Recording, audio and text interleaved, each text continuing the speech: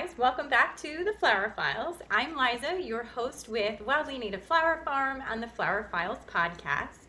Today I am really excited to chat with someone who speaks flower, not just from an install standpoint, but also from a flower standpoint, an environmental standpoint, and just all around understanding flowers and their whole process and how they get from seed all the way to you, maybe as a consumer or another florist. So, Jacob, welcome, welcome. Thank you so much for joining us today. Yes, thanks for having me, and thanks for the wonderful intro. I think you're giving me too much credit there, but you know, happy to be here.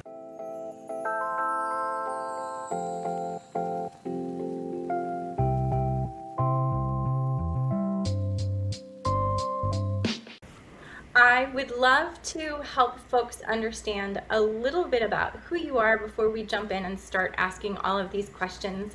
Will you explain to viewers what your background is and kind of how everything came together? Give us your story. Yeah, yeah. So probably a pretty unconventional path compared to probably your other guests you've had on the show, right? So I come from a hospitality and hotel background. Mhm. And so does my wife, and she focuses a lot on meetings and events and things like that. But um, and I got into sales pretty early in my career. So I've always been in sales roles, selling mostly into hotels, and I got this amazing opportunity with one of the, well, I guess we'll say one of the bigger floral companies in the world here, where I was a national sales director for them here in the U.S.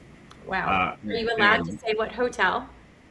well, it wasn't a hotel. I was selling into hotels for a flower company, right? Gotcha. So, and I won't say the name there. They're pretty big in Europe and are still trying to get their foot in here in the U.S. But I quickly realized this was my first kind of job in the floral industry, Mhm. and but I realized like how unsustainable it is globally, and how there's a massive market here just in the US and North America alone where there are so many farmers, right, Yeah. across the country that are growing all sorts of flowers and plants that are You can't being even get half of them from a distributor. I feel like cor- distribution models are set for things that can be cut, shipped, and right, last without water. Where, right, as a dahlia grower, I am able to have a little bit of a different perspective yeah, on things like that. What yeah. what caught your eye that made you see that change? I So part of my role was selling into hotels and other businesses, and I was kind of selling a lie where part of our conversation was cut to order, and a lot of our sourcing was going through a flower market either in New York or Los Angeles, and none of it was local. It was all being shipped in from Central South America, the Netherlands, you name it, and I instantly saw that, and it kind of rubbed me the wrong way as an employee, and really just my view just on the world, right? Like my wife and I like to shop local and organic and things like that, and it I was like, how is there not a company out there right now that's making this more sustainable, with the same kind of framework in mind? So that Right. was the initial kind of spark and idea of Flower Forward is taking this model but making it more local and sustainable, right? And that way we're saving the planet and still making spaces beautiful with flowers. I think one of the biggest things that consumers don't understand is there's a lack of education about where flowers come from. I think Mhm. people naturally think of flowers as locally grown or something that is, easy to just pick up at the farmer's market, but there's a lot more to it. And I find I end up doing a lot more education with folks when they call and say, I want white roses and baby's breath. And I'm like, well, is that what you want because that's what you know? Or is that Yeah. what you want because that's actually what you want? If you're saying you like white roses, let me give you 5 or 6 other flowers that are white and may have a similar structure. Hmm. Or if your heart's set on that, I'm not your florist. Yeah. We have definitely turned people down that have not matched what we can offer and what's available. Yeah. I think there's so much education that needs to take place. Plus with florists, they don't know where to go to find things. Right. Right. Yeah. I mean, 80% of flowers in the U.S. are imported, right? Yeah. And everything you Think about see that. at Think about that number. Say that again. 80% of flowers are 80%. imported. Yeah. Yeah. 80%. That's Yeah. And crazy. yeah, I think about, my local Trader Joe's and how they're selling at a very discounted price, but those flowers have been sitting in a cold room for weeks on end, Yeah. right? Waiting Yeah. waiting to be shipped out to these local retailers and are not going to last very long, and they're not fresh, right? So Right. it contributes to thousands of tons of carbon emissions each and Yes. every year, right? So Yeah. it's not that is not a good way of, I think, going about Any sourcing. of it. Right? No, Yeah, it's not a yeah, good way. I know, for instance, when you start to look at nitty gritty and you're looking at pennies and dollars and you're trying to make everything come together, one of the things that I discovered was that Canada has a huge subsidy with all of their propane. So for them to be able to run a greenhouse, that's a no-brainer. It's subsidized, the country backs it. So things that are shipped in from Canada are always at a different price point as to compared to here in the United States. I'm looking out the window at my greenhouse yeah. and thinking about the propane bill. There's again some education that I feel like people need to understand that, maybe American is a little bit more expensive. How do you educate people? What is your method? Yeah, I mean, every conversation I'm having, especially in the B2B space, I think there's, uh, you know, when it comes to meeting with those clients, at the very start, I mean, we're talking about where we're sourcing them from, Hmm. and why it may be the price may be a little different, and it's because of the quality, and all of our flowers are coming from no more than 50 miles away, right, of Right. the destinations they're going to land at. So it's starting there, and then once they kind of see the flowers firsthand, they understand, like, Hmm. oh, okay, this is like way different Hmm. than any wholesaler I've ever gone through. And I mean, it's a long road, right? And it's It the is. education piece and the learning curve is it's a challenge and uphill battle. Um, and that's why we're out there every day, just on the B2B front, but also the B2C and the consumers through our website. We try to make our website as clean and kind of education for it as much as we can, to help spread that message. And uh, the um, I've seen the change, right, Hmm. firsthand, and when Hmm. people understand that uh, they're helping the local agriculture, but also the local economy Right. grow and succeed. I think it's you can make your house look beautiful and also feel good about kind of what you're buying, right? I So think one of the things that I personally have run into okay, so I'm a flower farmer, and first of all, people go, "Oh, wow, that must be pretty." And it's like, yes, it's pretty, but there's more to it than that. And when I first started, I was like, you know what? I really want to work towards wholesale as a goal. I want to grow at a volume where I can really work on wholesale. But trying to understand the pricing behind it and then having it be on par for something that florists want as well as availability is a real it's a real balancing game. It's a real balancing Mhm. act. I think one of the things that I've enjoyed learning from you is how to get farmers to come together to have product that is consistent for florists to then feel comfortable Yeah. purchasing locally as well. Does that make sense?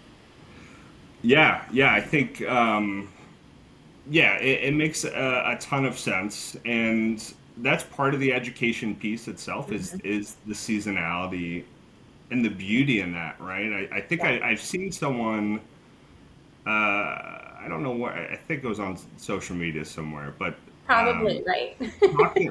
talking about flowers and they are a reminder to stay present. And I think, and that's any flower, right? Like they're gonna grow and they're gonna look beautiful, and then they're gonna die, right? And that is just the business we're in. But it's a reminder to stay present. But I think especially if it's if you're seeing the seasonality in these flowers and how peonies are only available like for a very short Very window every short period single of year, time. You're not going to get peonies in August, and if you do, right? they're not going to last, and they're not Yeah, going to look great, and yeah, they're going to be shipped from so far away.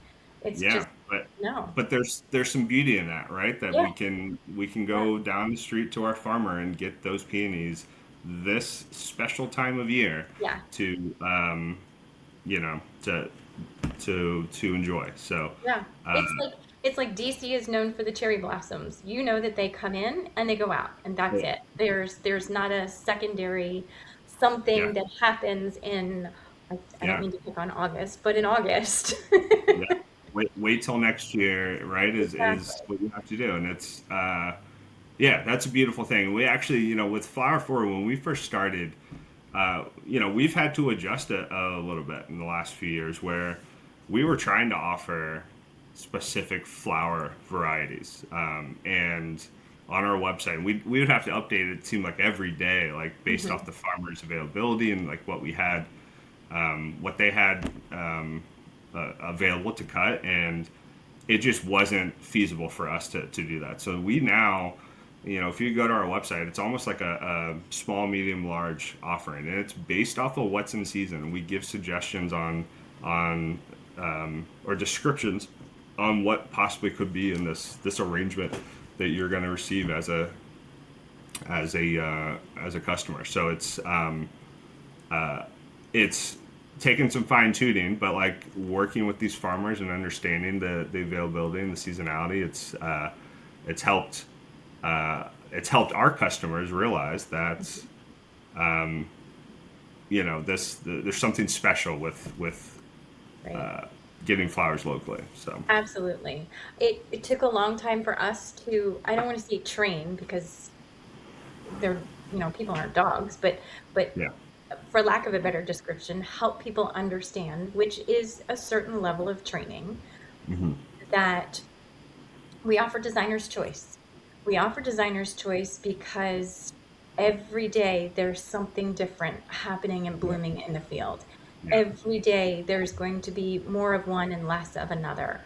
While yeah, the specific style and price point is going to be very similar, the yeah, florals themselves are going to vary inside that. And we don't take FTD orders. We get calls all the time from third party, you know, Ava's Flowers, FTD, all of those types of companies. And we don't participate in that because I don't have a smiley face mug with carnations. That's not what we do. yeah, I may have a happy mug. We yeah, do offer some mugs in all fairness, but yeah. it's not going to be standard. It's not going to be the same thing. And I don't know if you find this, but people will often ask, well, can you ship this? I'm not, I, Yeah, no, no. yeah, I will ship peonies, I'll ship sunflowers. Outside of that, I'm not going to ship a dahlia. That's going to arrive as mush. Like yeah, it doesn't, yeah, it doesn't cross. yeah, It doesn't yeah. Right. happen. I think I get that question probably weekly about shipping, and Yeah. it's right. That's why we're strictly regional in the DMV here with delivery, and what we do is we source to order, right? So once orders come in, we then reach out to our farmers, and they're cut within 24, 48 hours of the order being purchased on our website. And you know, to your point, right? The you know, shipping certain flowers is just impossible, especially when you're regionally and locally sourcing like this, and it's again, the education piece and Yeah. getting that that out there. And with Flower Forward, we have big plans, right, to expand. We're gonna hopefully start expanding into different states and things like that, and working with regional farmers within those areas. And this concept can hopefully grow, and everyone can, at least on the East Coast here, can start to experience a local flower farm and arrangement right to their doorstep. What are some of the qualifications that you look for in working with a flower farmer? Are there certain things that are, requirements when it comes to working with folks? What's your screening method? Yeah, yeah. So working with farmers, we really like to build a relationship first, right? So it's not just a standard order form and sending them what we need. And we've had some farmers that are used to kind of that wholesale kind of method, and they're not for us, right? Like we like to build those relationships with our farmers and talk about their growing process, right? So we'll from start to finish, how are they growing it? Is it sustainable? Are they using the correct methods, right, to Mm. grow their flowers? And then what's available, right? We like to at this point we're trying to really diversify the availability of all of the flowers that we have available, especially as our B2B business grows here. So we want to make sure that we can offer as many varieties that we can that you can grow in the state of Maryland, right? Mhm. So that is those are the few things that we really like to focus on is like the relationship, the growing methods, and then the availability of the variety that And the farmer. consistency. I Right. basically That hear you, looking for that too. consistency within Yeah, that season. Yeah. that I too. And then I was going to say we also like to go check out the farms ourselves, right? So my wife and I on the weekends we'll take the kids and we'll schedule some appointments with farmers and just walk the grounds and really get a feel of boots on the ground, like what's going on here, right? literally. Yeah, yeah, and Literally. it helps kind of grow that relationship. It helps us get a better idea of, because we're not farmers, right? So we get a really hands-on experience of like what you guys are doing Yeah. every day, right? It gives us a new appreciation for that, and it really helps us as well. Like if we can see it firsthand, maybe what farmers aren't for us, right? So Right. that's part of kind of the evaluation process for us. So That makes sense. That makes a lot of sense. yeah. How do you how do you get the connection between everybody if you're looking at B2B or if you're looking at B2C? So if you're looking business to business or business to consumer, are there different paths that people come in, or is it how does it work? The farmer or the buyer? Take me through both, because if somebody's Yeah. listening and they're like, "Hey, I want to get involved and I'm a farmer," or if somebody's listening and they're like, "Hey, I'm a consumer," let's talk Yeah. farmer first and then let's talk Yeah. consumer second. Yep, yep. So you as a farmer know there's like I call them like coalition of farmers, right? You guys Mhm. are there's groups of farmers that are kind of teaming up here, right? As far as the business side of things go, right? So I'm part of a couple of those groups where I'm working hand in hand with some of these farmers, and in that case it's a very easy kind of process to see availability. If they have a website or a weekly email, things like that. I have other farmers that will send me those weekly availability sheets, and I either myself or my wife as they come in we update our spreadsheets, um, and we actually get super excited when we see it because sometimes like we'll see certain flowers that pop up and it's like, oh man, like sometimes we have to like Google it, like what is this, and then it's like, wow, that's incredible, like we have to use this if we can. And it's so yeah, so we'll update those things on our side. So then we're set up for both the B2C and B2B piece. So consumers can find us on our website, flowerforward.com, where they'll be able to see three different options. They're based off the amount of stems that for each option is kind of Hmm. how we print that out. So, and then the seasonality is how we kind of fill these arrangements for them. On the B2B side, it's a little more customizable, but still the seasonality piece is firm in that process where if we're working say with the hotel, it's based off the season and what we have on hand as what our farmers have on hand, and it's still cut to order each week. So if we do weekly deliveries to a business, we are going to make sure that the week prior we have kind of that set up so we can build those arrangements and send them out within 24 48 hours of the date. So it is a kind of spreadsheets and knowing what each farmer has on hand, which it takes a little bit of work, but we got Sounds a like a good lot of system. organizing to make it all fit and make it all come together. Yeah, Sounds like a definitely have to lot of be. organizing. Yeah, have to be very organized for sure. Yeah. But it's working for us now. But I know as we start to grow, we'll probably there'll be some sort of software platform that we are going to have to invest in to help with that process. So Yeah. Yeah, there's something to be said about paper and spreadsheets and sticky notes. yeah, yeah, yeah, Sometimes it's just super easy to function that way. yeah. That's awesome. Awesome, awesome. Sounds like you've got a lot of bootstrapping that you've done yourself. Sounds like you've done so much research and looking at everything to make it all come together. Do you see consistency in product across the farms? I mean, if how do you, so if I'm saying, okay, can provide 500 stems of, um, I don't know, 500 stems of buffalo. I never pronounced that one right. I shouldn't say that one. Um, 500 stems of Dara, a Yeah. thousand stems of Baptisia, and 2,000 stems of yarrow. Do you want them loose? Do you want them bundled in 10? Like what is your process so that when you get things in and it's from five different, six different farmers and you're Yeah. then turning around to sell it, how do you keep it consistent? Yeah, this is where the relationship piece really comes into play when it comes to the specific kind of requests that I would have. So like, Mhm.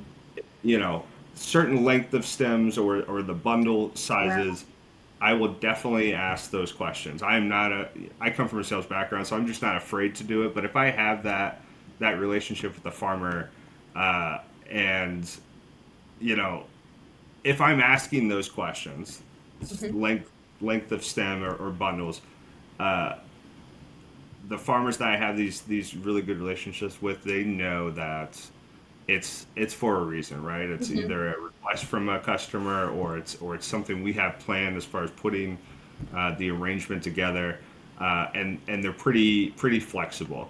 The consistency of the stem and the quality of the flowers across the board.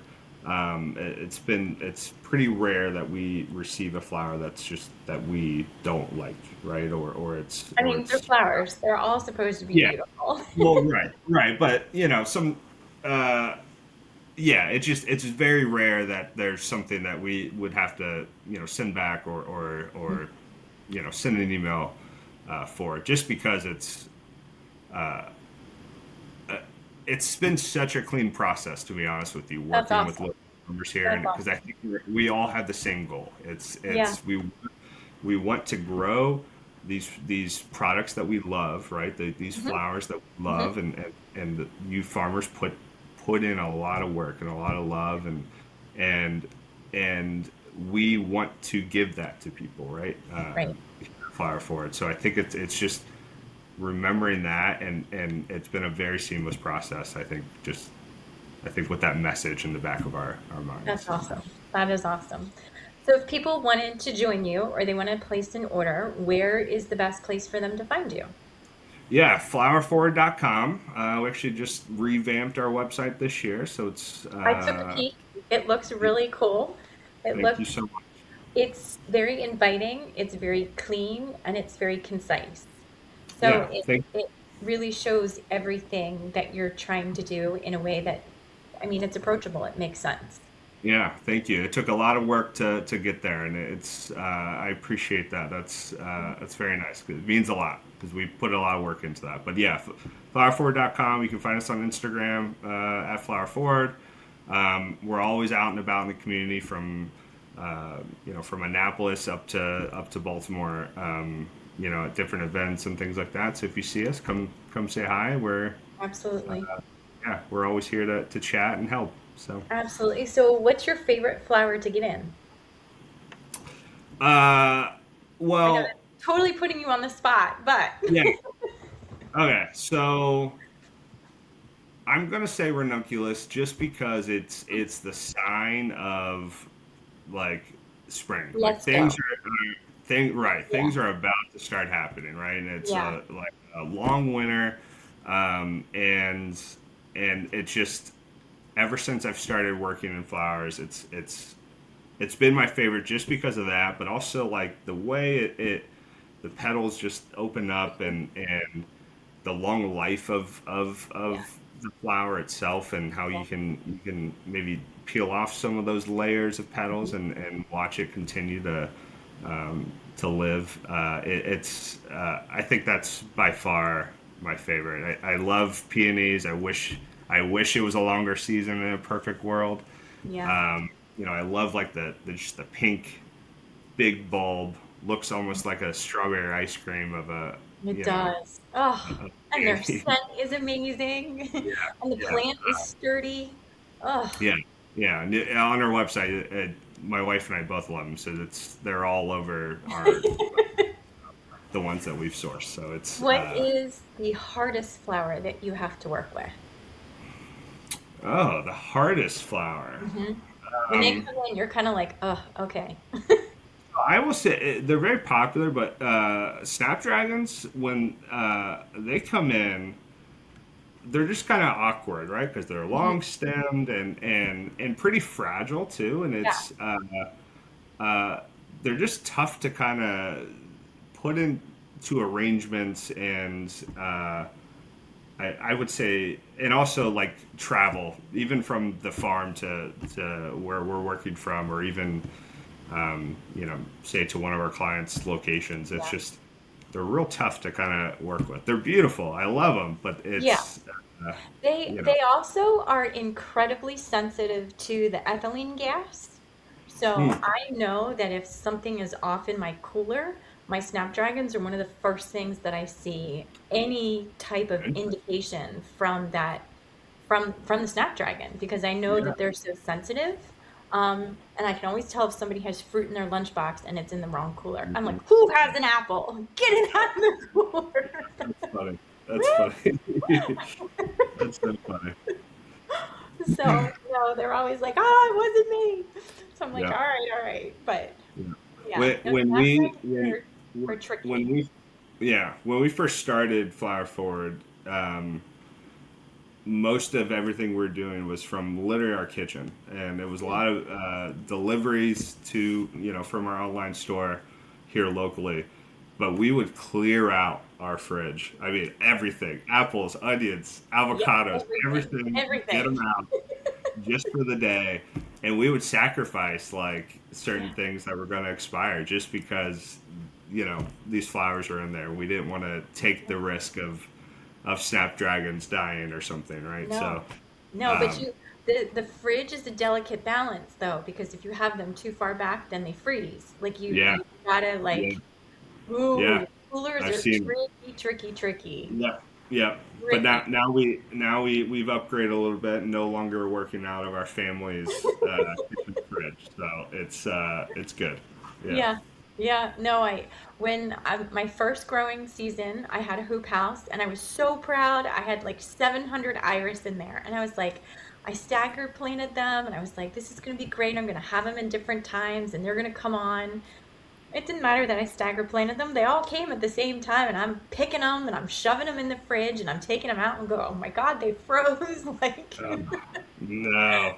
uh, So I quickly learned I needed a cooler that was dedicated truly to just for, flowers for sure, for because, sure. oof, We like, we also we I mean it's been education for us talking to farmers like you and like you've been in the industry a very long time. We are always open to those that type of feedback and things like yeah, that. So we have a lot we have some really good farm partners that will allow us to utilize their space, their that's fridge if we awesome. have to, if we have orders too big for what we have, and yeah, it's good. It's good to have those relationships with farmers. Absolutely. So, Absolutely. That matters. That really, yeah, really matters. So awesome. Well, I could definitely sit here and chat flowers with you for hours. But I know see, you have a crazy day, and I know I have a crazy day because it's still, the middle of spring and we're running around and potential of a thunderstorm and all of the yeah, things. So I just want to say thank you so much for taking time out to chat with us about this. I know folks can find you on your website and your social media. I'll make sure your links are in the show notes at the bottom so folks can find that and take a look. If they have questions, they can absolutely reach out. So, one last question. If you were a flower, what would your flower be? oh, oh no. Um, hmm. How about how about a Maryland sweet pea, All right? right. All right. Uh, those they grow roadside, right? Uh-huh. Or some sort of variety. Yep. Uh, they are wildflowers. I think they are a little fragile in a way, right? But they grow to kind of be They're these robust. yeah these Yeah. beautiful um, blooms. So Yeah. and They there's smell good, some so I'm assuming you wear cologne. yeah right. They smell good. And they're certain varieties, right, are regional to Maryland, right? They grow Yeah. on the side of Yeah. State Road 50 if you can There you spot go. them. Right? So, There you yeah, go. I love it. Perfect. Thank you for letting me put you on the spot. yeah, no problem, no problem at all. It was great being here. Thank you for having me. Absolutely. Absolutely. Well, friends, thank you. There you have it, our flower forward expert with some environmental perspectives and looking at just different ways to grow flowers.